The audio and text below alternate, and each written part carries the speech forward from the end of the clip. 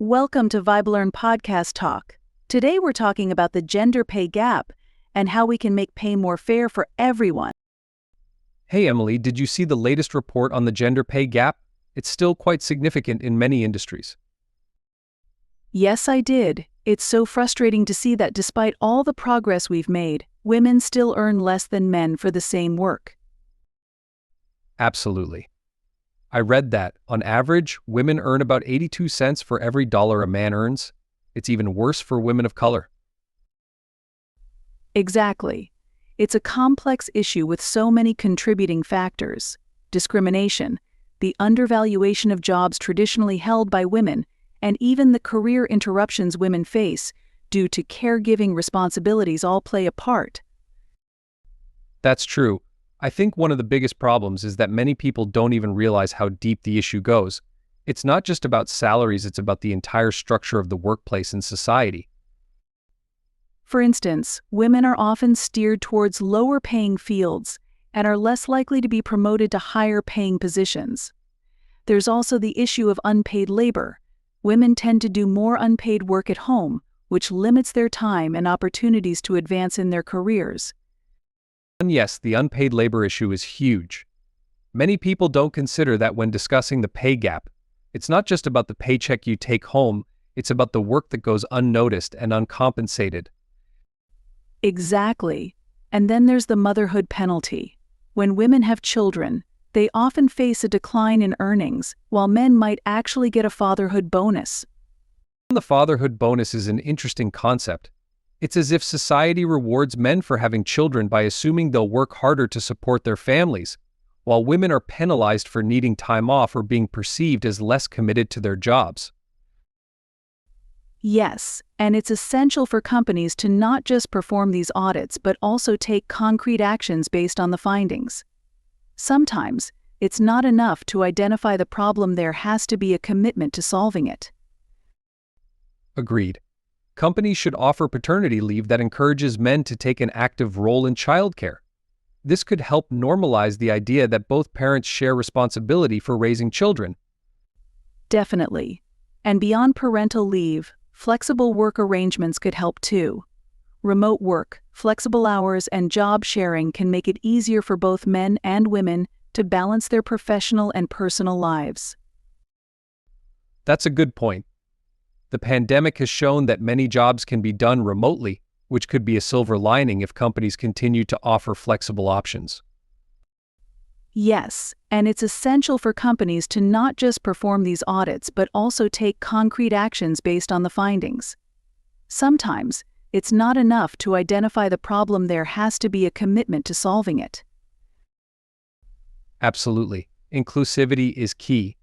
Another thing we should talk about is transparency in pay. Companies should be more open about how much they pay their employees and ensure that there is no bias in their compensation systems. I agree. Pay transparency can help identify and address disparities. It also holds companies accountable and encourages a culture of fairness. I've heard some companies are starting to conduct regular pay audits to identify and correct disparities. That seems like a good step. Yes, and it's essential for companies to not just perform these audits but also take concrete actions based on the findings. Sometimes, it's not enough to identify the problem, there has to be a commitment to solving it. And it's not just about the companies either. Governments need to enforce stricter regulations and encourage best practices. For instance, some countries have mandated pay transparency laws that require companies to report their gender pay gaps. That's true. Policies like those in Iceland, where companies with over 25 employees must prove they are paying men and women equally for the same work, have shown positive results. We need more countries to adopt similar measures. Another angle is education. Schools and universities should educate young people about these issues. Teaching students about gender equality and the importance of fair pay can help change societal attitudes over time. Absolutely. Early education can play a crucial role in breaking down gender stereotypes. Encouraging girls to pursue careers in STEM fields, for example, can help close the gender gap in high-paying industries. Mentorship programs can also make a big difference. Having role models and mentors can help women navigate their careers and reach leadership positions. Yes, mentorship is powerful.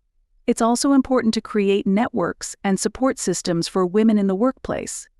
Organizations that provide opportunities for women to connect and support each other can help break down barriers.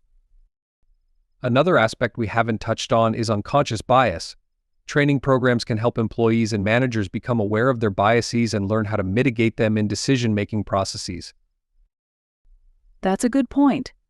Unconscious bias can influence hiring, promotions, and salary decisions. Awareness and training are crucial steps in creating a more equitable workplace. It's also important for men to be part of these conversations and efforts. We need to recognize our privilege and actively support our female colleagues. Definitely. Allyship is vital. Men can advocate for equal pay, call out discriminatory practices, and support policies that promote gender equality. It's encouraging to see more men stepping up as allies, but we need more widespread change and commitment from all levels of society. Yes, it's a societal issue that requires collective effort. We need to keep pushing for change in policies, workplace cultures, and societal attitudes. Agreed. It's a long journey, but every step counts. Raising awareness, advocating for policy changes, and supporting each other can lead to meaningful progress. Absolutely. Gender equality benefits everyone, not just women. When we create a fairer society, we all thrive. Thanks for having this conversation, John. It's important to keep discussing these issues. Thank you, Emily. I always learn a lot from our conversations. Let's keep pushing for change together.